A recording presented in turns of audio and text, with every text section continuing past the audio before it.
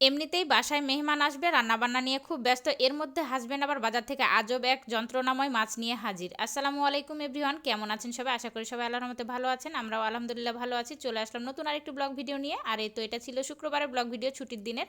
সকালবেলা উঠে নাস্তা করে নিচ্ছিলাম। রাতের ভাত ছিল তো ভাতটা রাইস কুকারে গরম করে নিলাম। ভাজি আর করবো না, 2 পিস মাছ আছে সেটা দিয়ে খেয়ে নিব। আর সাথে বেশ কিছু চিতইও বানিয়েছি। আর এদিকে তো মেহমানদের জন্য রান্নাবান্নাও শুরু করে দিয়েছি। ডালটা সেদ্ধ করতে দিয়ে দিয়েছিলাম প্রেসারে আর কি, তো সেটা হয়ে গেছে। আমি নাস্তা বানানোর আগে প্রেসারে ডালটা দিয়ে দিয়েছিলাম। আর এই তো ডালটা সেদ্ধ হয়ে গেছে। আর প্রথমে চিতই করে নিলাম, সাথে এখন রুটিও বানাতে হচ্ছে, কারণ ছেলে কিছুতেই এই চিতইগুলো খাবে না। চিতই বলেন পরোটা বলেন ও খুব একটা বেশি পছন্দ করে না, এই জন্য ওর জন্য আবার লাস্টে খাটনি করে রুটি করতে হলো। 2টা রুটি করে দিলাম ওর জন্য। এখন এই তো রুটিগুলো সেঁকে নিচ্ছি, আর তারপরে আবারও রান্নাবান্নায় চলে যাবে। তো রুটি তো এমনিতে খাবে না তারা, তো এই জন্য আর কি ডিমটাও ভেজে নিচ্ছি। মেয়ে বলছে মেয়ে চিতই খেয়ে নিবে। তো যাই হোক, এই তো একটা ডিম ভাজলাম, একটু বড় করে ভেজে নিলাম পেঁয়াজ আর কাঁচামরিচ দিয়ে। যদিও বা ওরা এই ভাজা ডিমটা পছন্দ করে না, অমলেটটাই পছন্দ করে, মানে পোস্টটা আর কি। তো এইদিকে আমি নাস্তা পানি করে শেষ করতে পারিনি, তার আগে এই যে দেখেন হাজবেন্ড বাজার থেকে চলে আসলো। আর ও বাজারে যাওয়া মানে একটা না একটা কিছু ঝামেলা আছে। এই তো বেশ কিছু বাজার করে নিয়ে চলে এসেছে, আর সাথে নিয়ে এসেছে এই মাছগুলো। তো এই মাছগুলো হচ্ছে শিং মাছ, জ্যান্ত মাছ। আর এই মাছগুলো এতটা যন্ত্রণাময় কি বলবো, মানে কাটা বাছার ভয়ে আমাকে এই মাছ নিতে ইচ্ছেই করে না। আর খেতে অবশ্যই ভালো লাগে, কিন্তু এই যে কাটা বাছার ভয়ে আর কি, ওই যে বললাম, কারণ কাটা ফুটিয়ে দেয়। বেশ কয়েকবার অভিজ্ঞতা আছে আমার, এই মাছ কাটতে গিয়ে আমার হাতে অনেকবার কাটা বিঁধেছে। তো যাই হোক, এই তো যখন নিয়ে এসেছে কি আর করা, অনেকটা মানে ভয়ে ভয়ে কাজটা শুরু করলাম। একটু লবণ দিয়ে আগে ঝাঁকিয়ে নিলাম, যেন মাছগুলো আর কি আর নড়াচড়া না করে, মরে যায় আর কি। দেন এই তো অনেকক্ষণ সময় নিয়ে কেটে নিলাম, যদিও বা লবণ মাখিয়ে নিয়েছিলাম, তারপরেও খুব একটা ভালোভাবে মানে মরেনি। মানে কাটার সময় এতটা নড়াচড়া করছিল কি বলবো, আমার হাতে অলরেডি কাটা বিঁধেও গিয়েছে। আর যখনই এই মাছ আনা হয় আমার হাতে কাটা বিঁধেই। তো যাই হোক, কিছু করার নেই।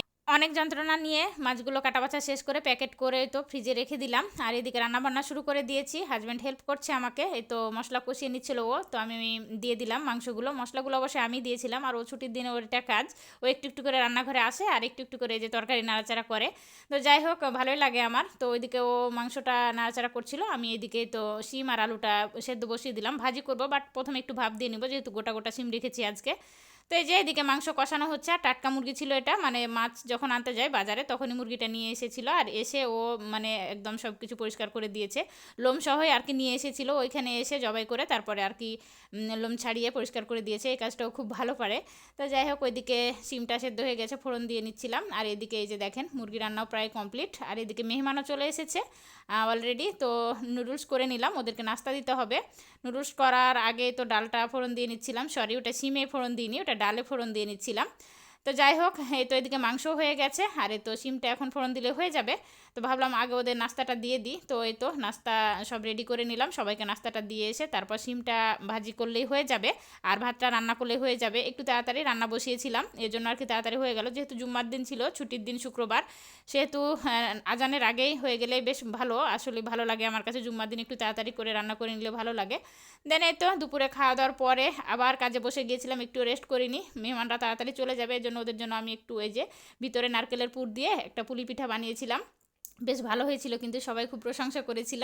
তো যাই হোক, এই তো পুলি পিঠাগুলো আর সাথে এই তো চমচম দিয়ে ওদের নাস্তাটা দিয়ে দিয়েছিলাম। তো আমার আজকের ভিডিওটি এ পর্যন্তই। সবাই ভালো থাকবেন, আল্লাহ হাফেজ।